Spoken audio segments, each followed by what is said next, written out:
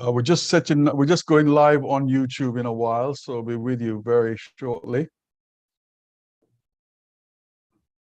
Okay, there we are. Okay.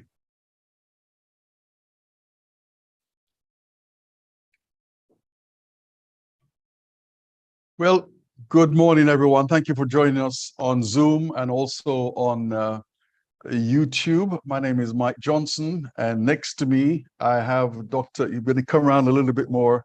I have Dr. Dwayne Neal, OBE from Reach Society. And today we're just highlighting a new series of programs that we'll be launching on Life Radio UK starting next Monday at 9 a.m. We thought we would just get together today just to sort of highlight some of the things that we are going to be doing and talk to you about the concept of the program, and also to get some feedback from you in terms of other names that we need to be looking at, because this was just a starter for 10, as they say. It's by no means exhaustive, so we look forward to hearing your contributions as well. But let's start first of all, Dwayne. We're starting milestones from 1948, but I've heard the argument, a valid argument. There have been Black people in the UK since centuries ago. What is the significance then? Why 1948? Why not cover the whole period? All of the folks, I believe, and Mike, thank you very much for inviting me to this press conference. Let me start by saying all of the folks who have said there have been people of African descent in the United Kingdom going back hundreds of years, particularly if you think about the Roman occupation of the UK and that illustrious person, Septimus Severus, who was the emperor at the time. And he indeed waged war on the United Kingdom, and used York as his base. So we do have that as history. However, we can't ignore the fact that we have never had the critical mass in terms of numbers that we have starting in 1948 to the present day.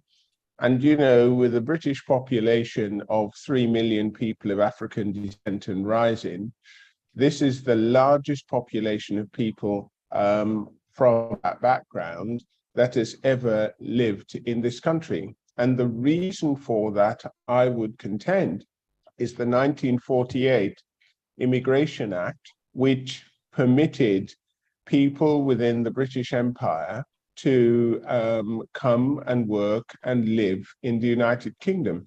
And that really was the catalyst that made it possible for my parents and the folks that we refer to as the Windrush generation to come to this country, use their skills to gain employment, because there was indeed a severe labor shortage, and to make their mark.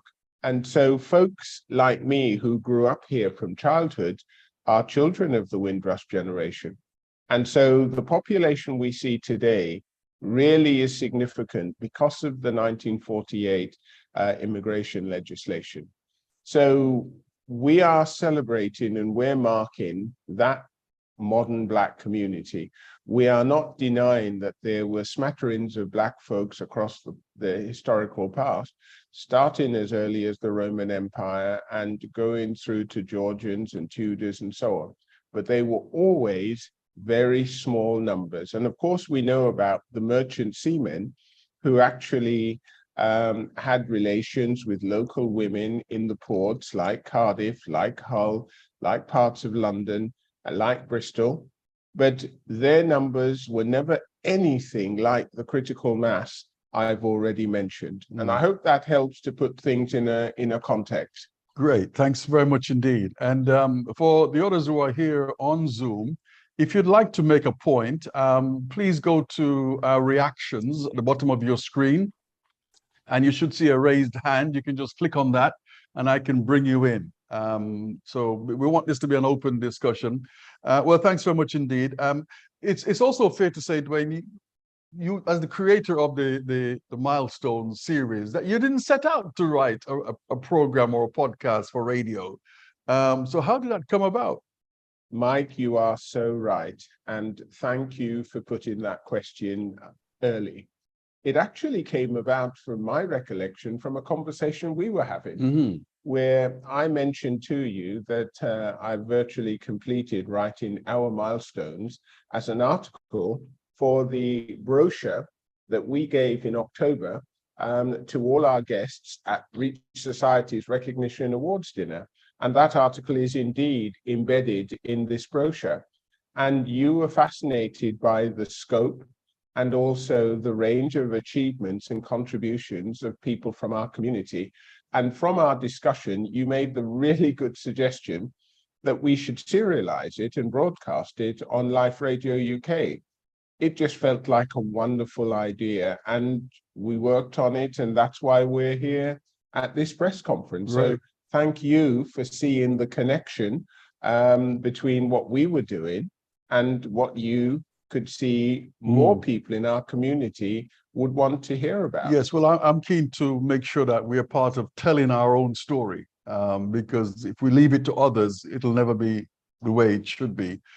So we really need to take every opportunity for doing that. And you organized it into decades. So decades one from 48 to 58 and so on. And in that first decade, you picked out a few people. Like I said, for those who've just joined, very open. It's not an exhaustive list, but we just highlighted one or two. And I'm pleased to say we've got with us Dr. Keith Davidson, the CEO and founder of KAD Publications. He was one of the guest reviewers who did decades 1 and 2. Keith, if you'd like to unmute and give us a little bit about your connections with one of the nominees in that first couple of decades, Lord Pitt. Yes, thank you so much, Mike and Dwayne, for organizing this. And can we see your face? Can we see your face, Keith? Okay, just a moment. Come on. You're in a safe space. Can you see there me? You go. There you go. There you go. Yeah, I was delighted to be asked to be part of the program, and I didn't just contribute; I learned from it. Okay, and that's the beauty of these experiences.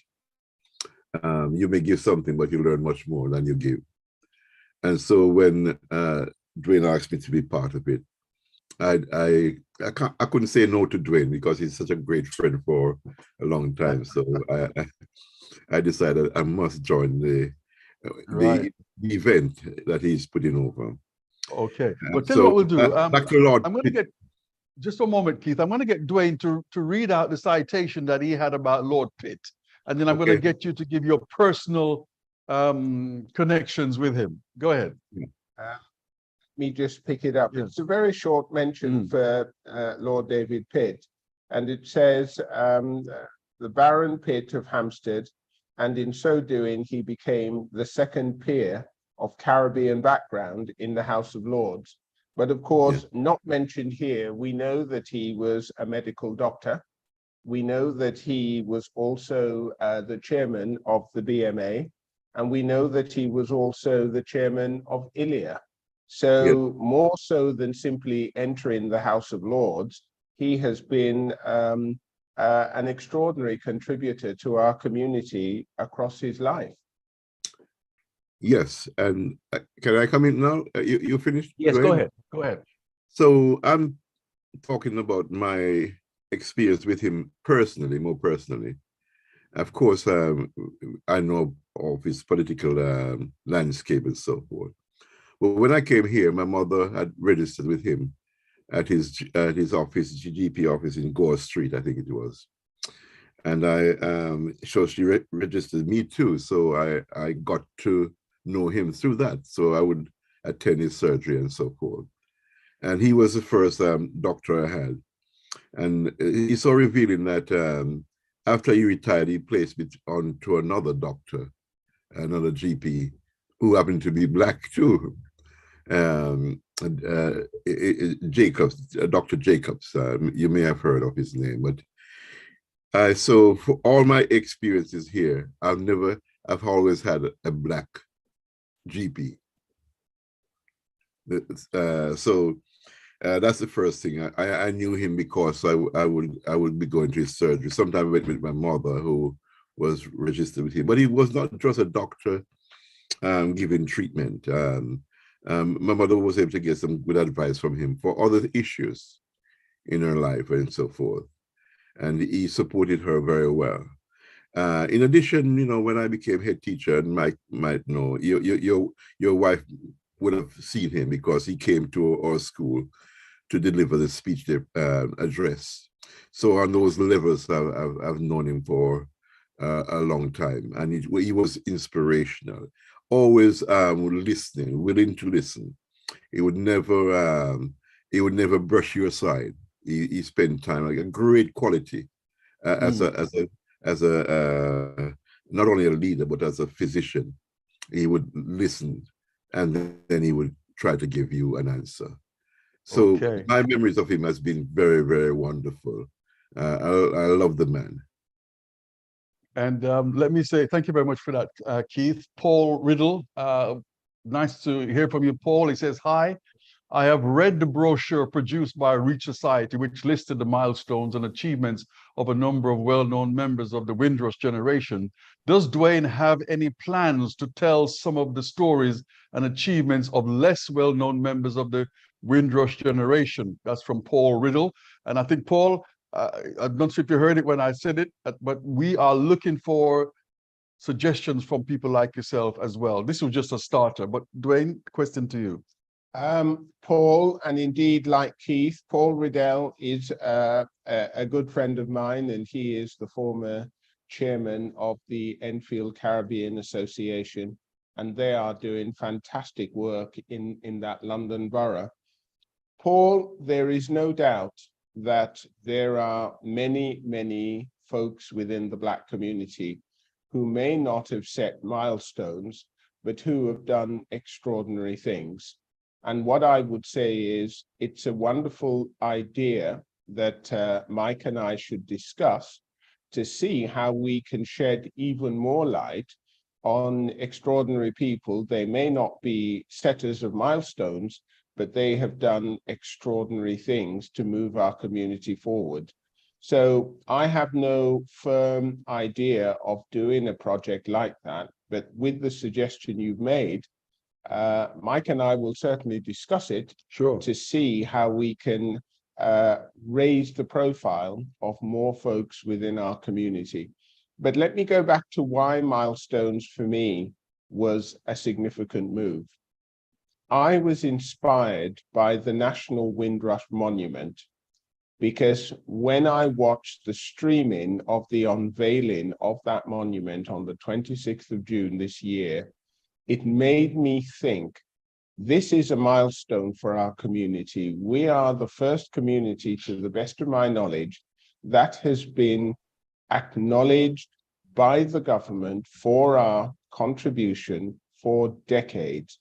I'm not aware of any other community who has had that type of accolade from the government of the day.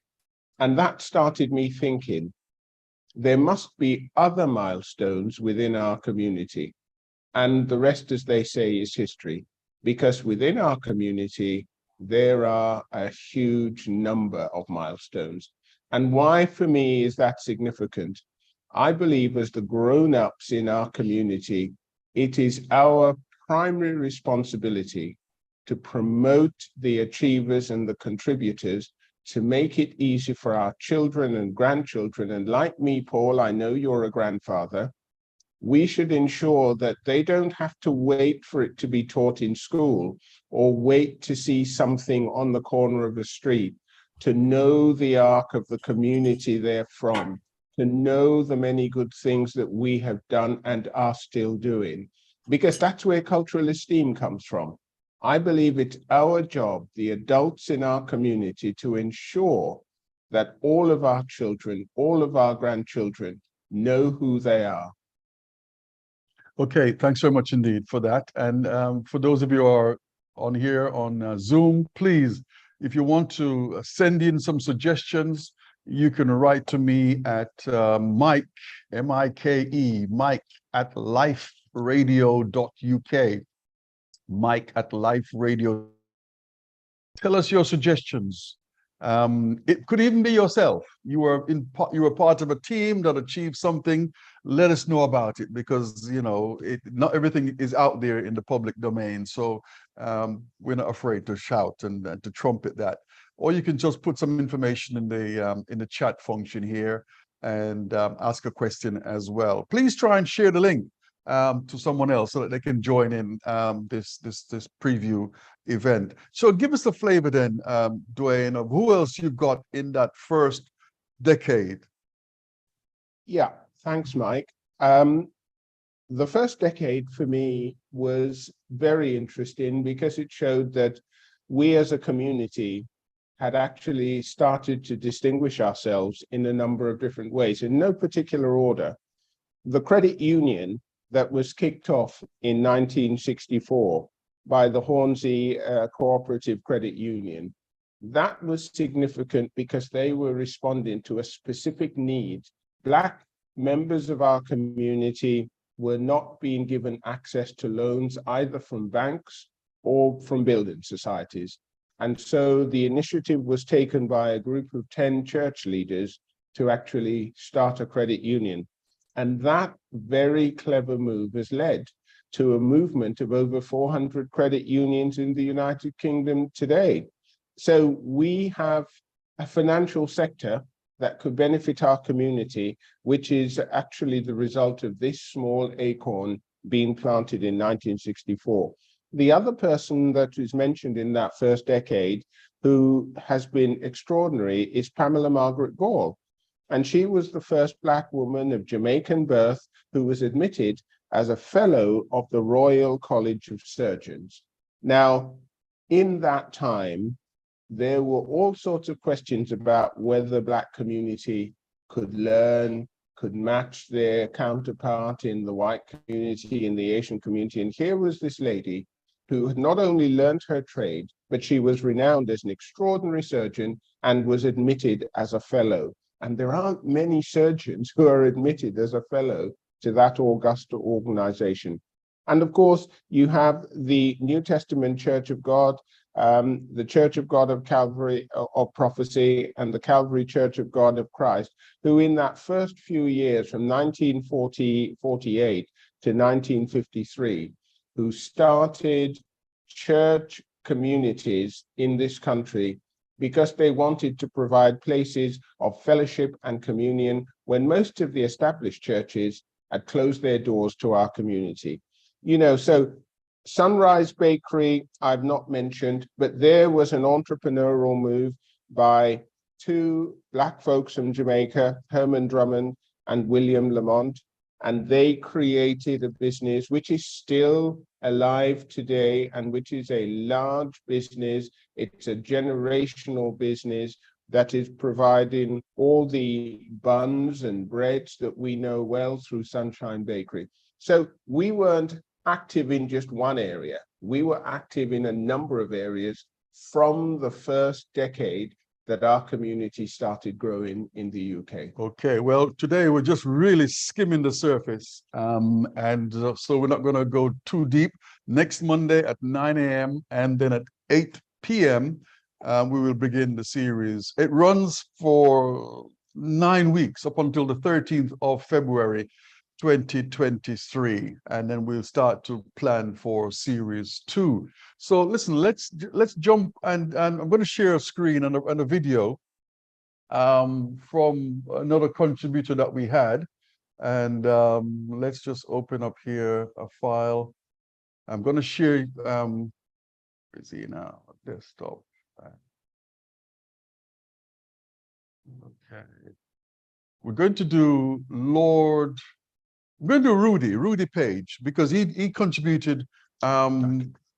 Yes, he did on Dyke and Dryden in decades 3 3 and 4. So let's see what we can find out. Let's hear what he has to say about that. So we're going to share screen. Okay. All right, let's open up the video first.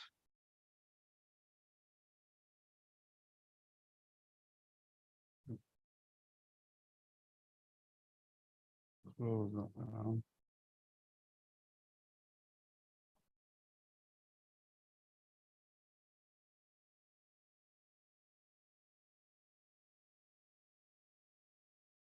Okay. Folks, can you hear Rudy? No, can't, Mike. You can't hear, you I can't can hear see a me. lovely picture of Rudy, but I can't hear it. All right, okay. It's playing, but I'm just, all right, let me just stop this share and I'm going to come back to it. So I'm going to share screen, share sound. There you go. And then optimize the video clip. And now you can play. 20th of July 1981. Yes, we can hear. So Okay, that's good. with Yeah. their Can hear. foundation in That's great. That's great. 1965, primarily in the music and entertainment business, I actually, don't hear him. Mr. Dyke and Mr. Dryden. And then in 1968, Tony Wade joined. And then from there, the three of them really then moved into the hair products business. And in those days, it was just simple products, you know, Afro Sheen, those types of products throughout the 70s, which was strong in the US, which were imported here. And it was really a lady called Mrs. Elsa Robinson who kind of said to them, look, the future is hair products for women because of the lack of availability here, and that they should really, as a company, concentrate on hair products. And she was really the inspiration for Dyke and Dryden. And those days they were based on West Green Road, Tottenham. And there are some quite significant milestones. So the one that stands out big time is the Afro Hair and Beauty exhibition, the original one at Grosvenor House, 17th to 18th of March 1983. So again, that was the first time that Black business actually sought to establish an industry event. So many hair shows and fashion shows had taken place before, and you saw the inclusion of hair products, and you know, but never had a company said, right, we need to be taken seriously as an industry, and so become the cornerstone of the industry. And then whilst at the same time, Dyke and Dryden, when the company reached £1 million turnover, could not get an overdraft for £5,000.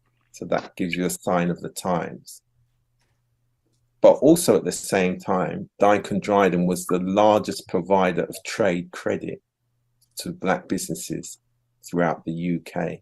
Again, a significant economic contribution to the development of the community. So that meant all the barber shops, the hairdressers, the professional hairdressing schools. We literally had thousands of them across the country.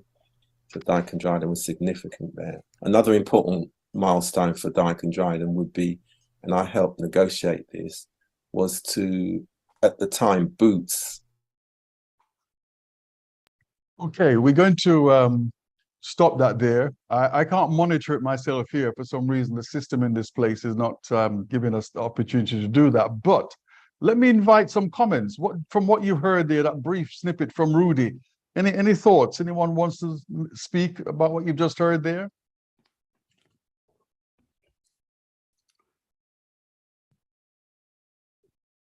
Well, You can hear me? I would say that because of where I was living and operating, I knew them well. Mm-hmm. And they were men also who have supported our church, especially our choir. You know of our choir.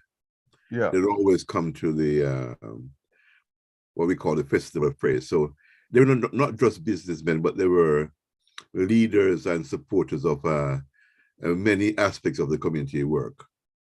And I could testify of that.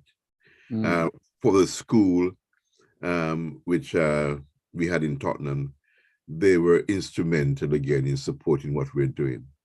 Fundraising. Mr. Dryden was also on one of our fundraising committee. So that's the kind of involvement. It was not just there to do business, but was to give support to all aspects of our community development. Right. Thanks so much indeed for that. Anybody else? You were a client of Dyke and Dryden. You were in their shops, or used their products. Let us know what your thoughts are on that. You can just drop it in the chat, or if you want to just unmute and speak, I'm happy to take you. We've got a few more we want to show you because time, we're only here for an hour. I'm going to see if we can also we'll stop Rudy, and we will do, what about Lord Pitt? Lord Herman. Yeah. Lord Herman Ouseley. Yeah. He was one of our guest reviewers as well. Let's see if we can find him. And yeah, there we go.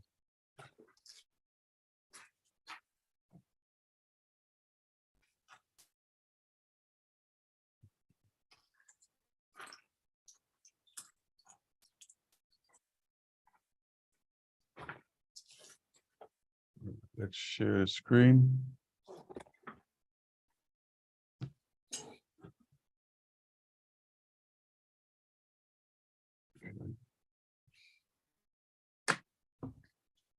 Share screen.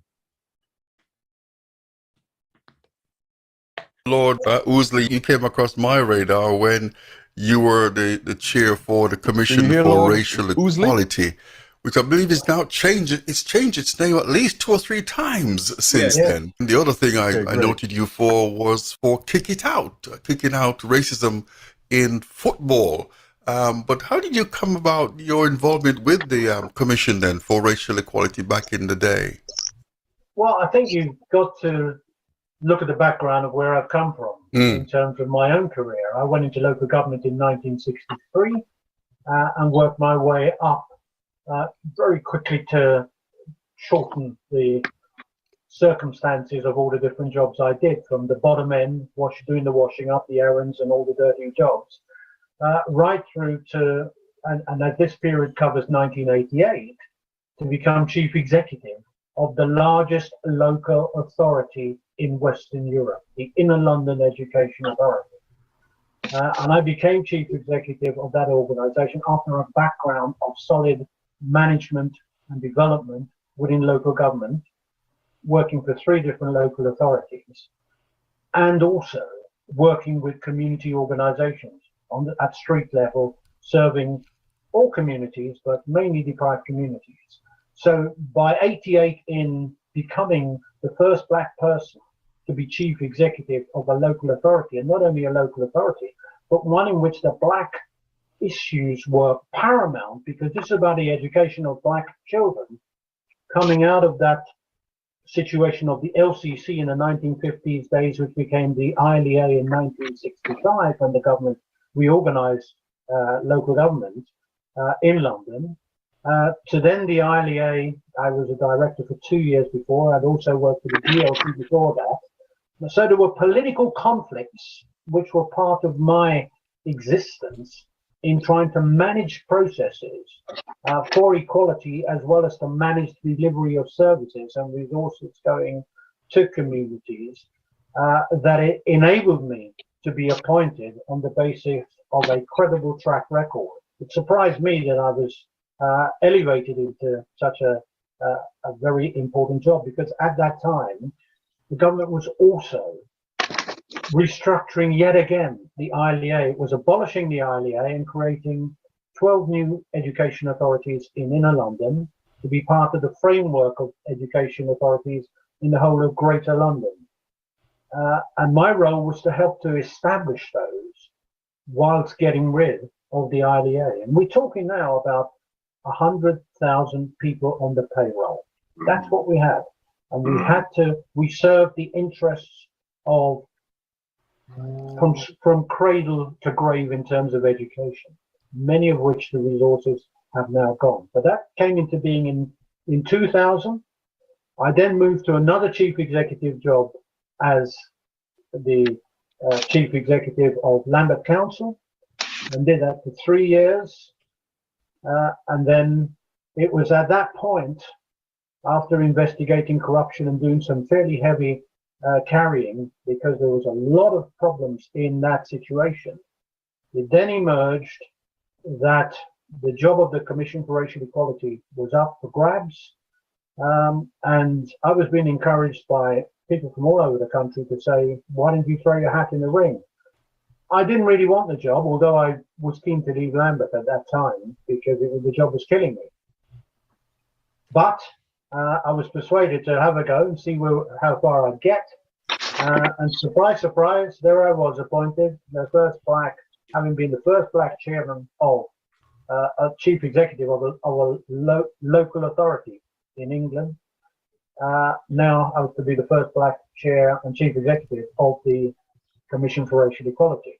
And so that's how it came about, giving you that background, and the opportunity to tackle one of the biggest visible problems in sport, that is seeing black players and black fans being abused on the streets, in the stadium, on the field of play, that I saw an opportunity to do something in that sphere. It wasn't the only thing we did. We created many opportunities.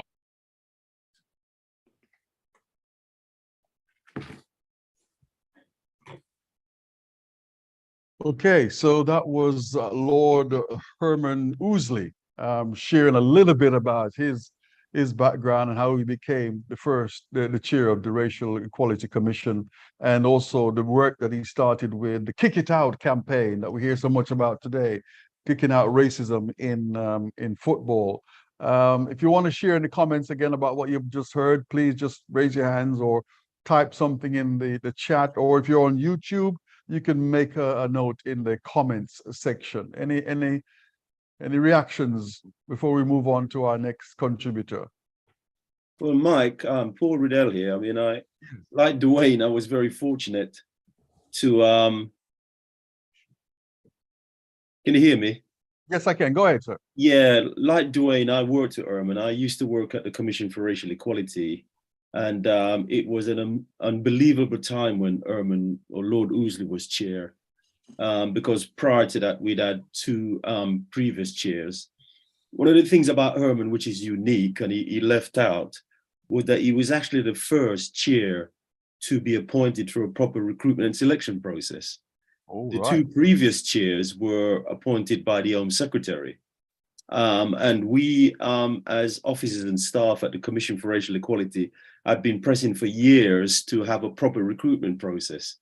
And the reason why Herman came through, of course, with flying colours was because he was interviewed and appointed. So I just really wanted to make that point to him. But as Dwayne will recall, some of the campaigns that were being run, not just to kick it out of racism for football, were groundbreaking campaigns that was started by Herman. Yes, yes. And I made a comment in the interview when I was watching the funeral of the Queen, and I saw the black equerry right there. And, you know, Herman pointed out that Dwayne and him were leading a campaign at the time to get more people of color in those prestigious regiments. Yes. You know, so we were seeing your work. Yes. Without knowing. Without knowing. Well put. Yeah. That you summed it up, without knowing, but you know now.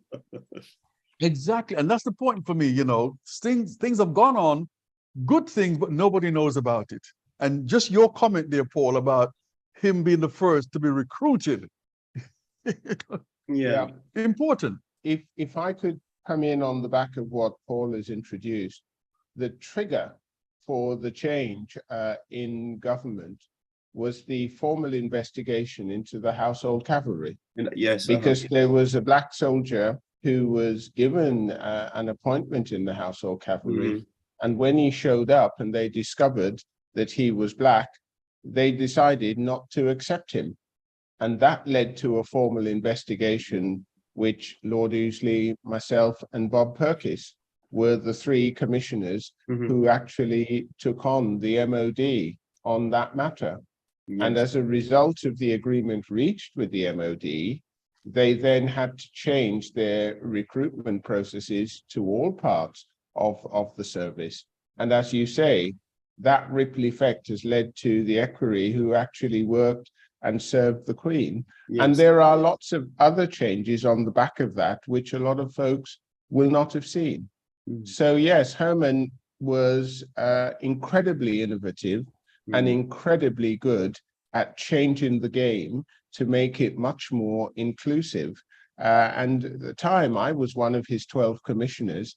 And of course, folks like Paul was staff, and there were many, many highly talented black staff working within the CRE, delivering on many of the great ideas that Herman and his senior team were endorsing. So yes, thank you for that reminder, Paul. Yes. So let me just welcome anyone who's just joined us. This is Mike Johnson. Next to me is Dr. Dwayne Neal, OBE, from Reach Society, CEO and founder of Life Radio UK. We're a Christian radio station, but I guess you'd describe us as a hybrid. It's not just all Christian content. We do cover issues like this of social justice and, you know, community education and so forth. So if it's of interest to people, we want to carry those programming as well. We are just highlighting or previewing a new series starting next Monday at 9 a.m. Called Milestones, 75 years of achievements and contributions across the UK Black community since 1948. And what we're calling the formation of the Windrush Nation is our way of encapsulating the originals and everyone after them. And we've got another clip we want to show you, a very brief clip. And this is of Professor Sir Jeff Palmer, currently the Chancellor of Heriot Watt University in Edinburgh. This is what he has to say. You're steeped in the distillery industry. Tell us more about that. This is a wee boy from Oldham Town in Kingston, where I've never seen anything growing much except a mango tree. And therefore, that is very, very important. You picked on that, because what it does show, here am I sitting in front of you, one of the world experts on cereals, on barley, which is used to make beer and whiskey. Malt whiskey, is completely made of malt. And therefore, I manage that. It's a little story, but I'll shorten it. But I came here in 1955. My dear mom brought me here. She came in 51. So she spent her savings from 51 to 55 to bring me here, £86. And therefore, without her, I wouldn't be speaking to you. The system insisted I had to go back to school because I was not 15. I was 14 years and 11 months. 14 years and 11 months. And that's very important. I gave a talk to the Care Commission recently, and I mentioned that. And I said, my mom was taking me to work the day after I arrived. And there was a man at the door. And he said to my mom, he's got to go back to school because he's not 15. And my mom begged. She said, well, it's only 1 month to go. And I'll keep him at home for that month. But the man said, I don't make the rules. He's got to go to school. Had he said to my mom, yes, you just keep him at home, doesn't matter, migrant, what's a month's going to make? The point is that the Care Commissioner said that's a tremendous decision, which was made then. And I thought I would mention that because there is hope when you think there's none. there's hope that you cannot estimate. Yes. You cannot estimate, so do what you can in order to ensure that somebody gets the best opportunity. And it is that decision that got me to be Chancellor of the Heriot-Watt Professor and an expert, a world expert in barley. What was important is when I came to Edinburgh to do that research for a PhD, the interview before Edinburgh was with one of the most senior politicians in Britain in 1964. And he told me in no uncertain terms to go back to where I came from and grow bananas. Ooh. And I did tell him it's difficult to grow bananas in Haringey. Now, that's a London sort of attitude. But what I was telling him, it was about my sense of belonging. It was about the fact that Jamaica was part of the British setup in 1655. And therefore, we're going nowhere. Our ancestors as slaves contributed to this country. And we are here contributing from the Windrush as well. And therefore, nobody can tell me to go anywhere. Of course, I didn't get the position, but Edinburgh came up and I got the position there to do a PhD. Now, I had to do this research on barley, which was not my expertise. I knew nothing about it. But I went to the library, read up, and within a year, I came up with a new concept. The grain did not work the way they said it did. The grain worked in another way, which I outlined scientifically.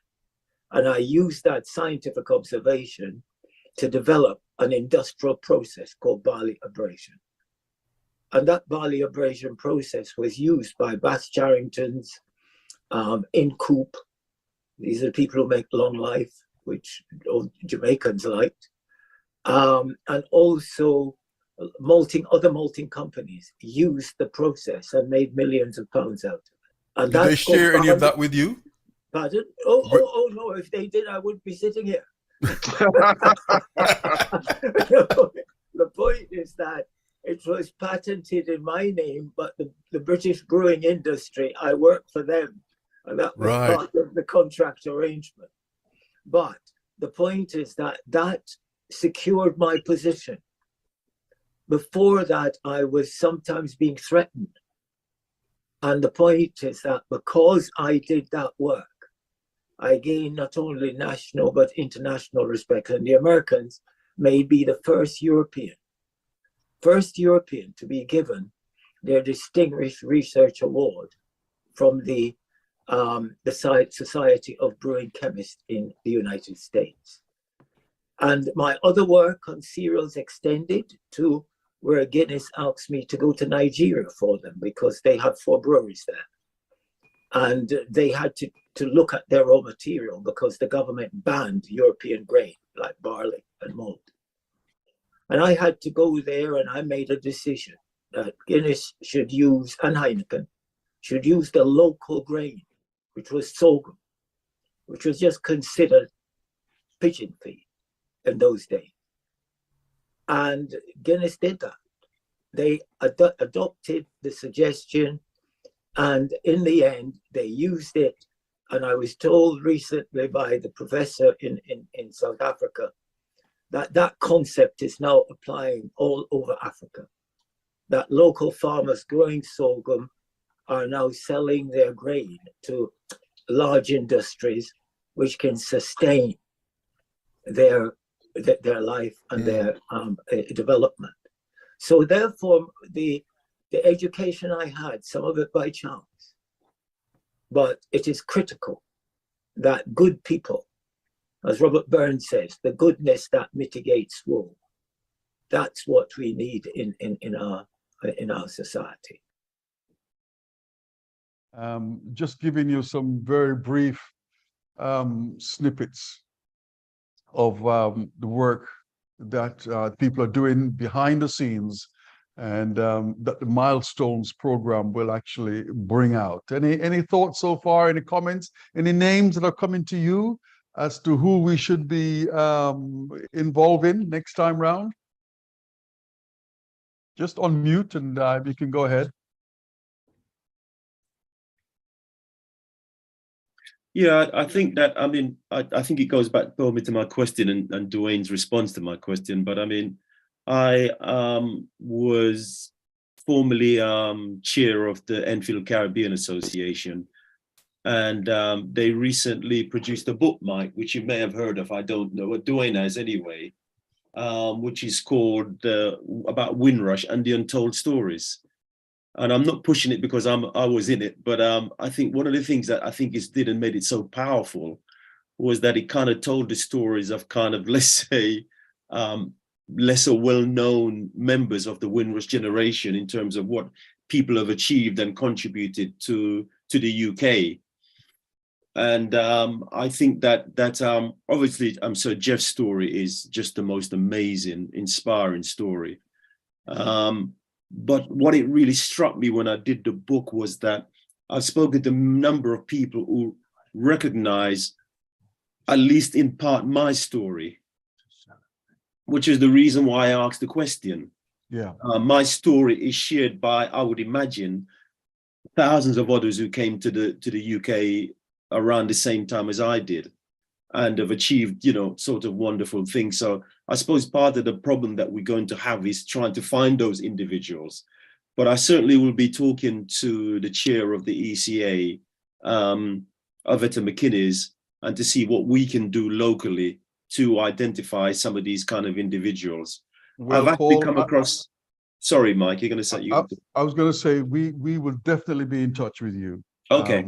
To move that forward. Okay, then. Yeah, because, you know, we said in our press release, we want to disrupt this stereotype that, you know, people mainly from the sports and entertainment industry. We want to say, no, there's other stuff going on, but you just don't know about it. So we'll definitely want to come in touch with you. But Dwayne, you wanted to say a few more words before we wrap up. Yeah, Paul, you reminded me of the initiative that was kicked off last year, and indeed ECA was a part of it, where we have a project known as the Windrush Day Thanksgiving Gatherings. And I believe that the Windrush Day Thanksgiving Gathering are opportunities for our community to acknowledge and celebrate the less well-known locally.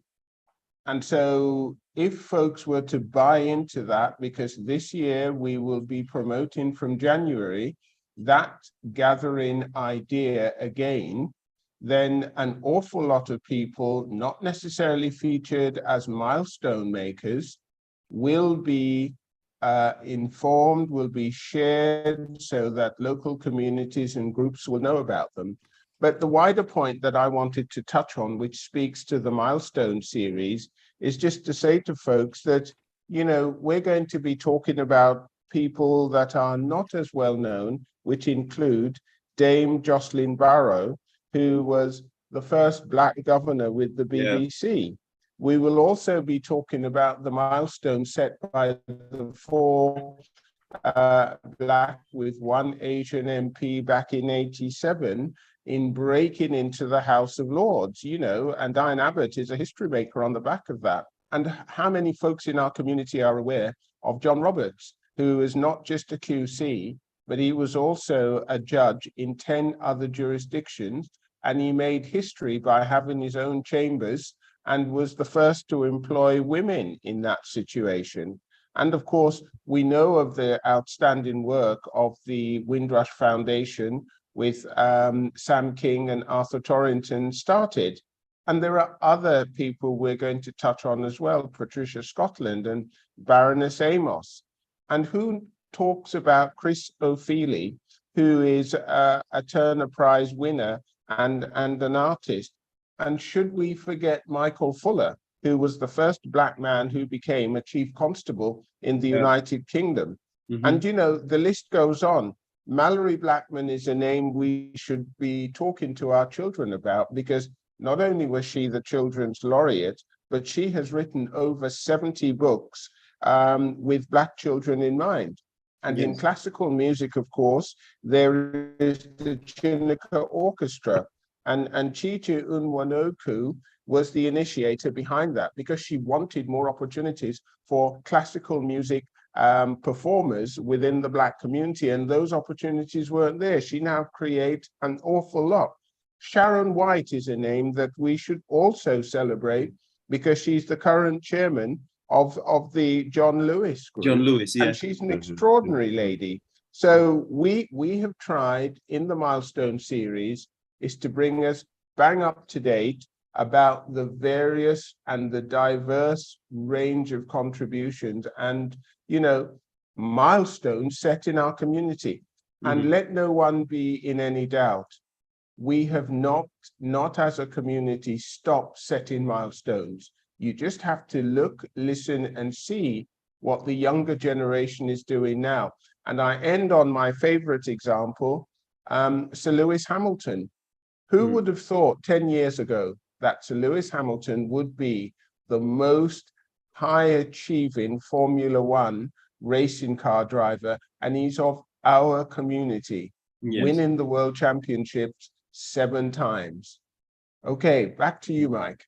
Well, a good point to end on. Thank you very much indeed for those of you who joined us here on Zoom and on YouTube. I hope you'll tune in next Monday at 9 and 8 p.m. Also, we're going to podcast the series, so you'll be able to access it on Spotify and other podcasting platforms. But once again, appreciate your time here today.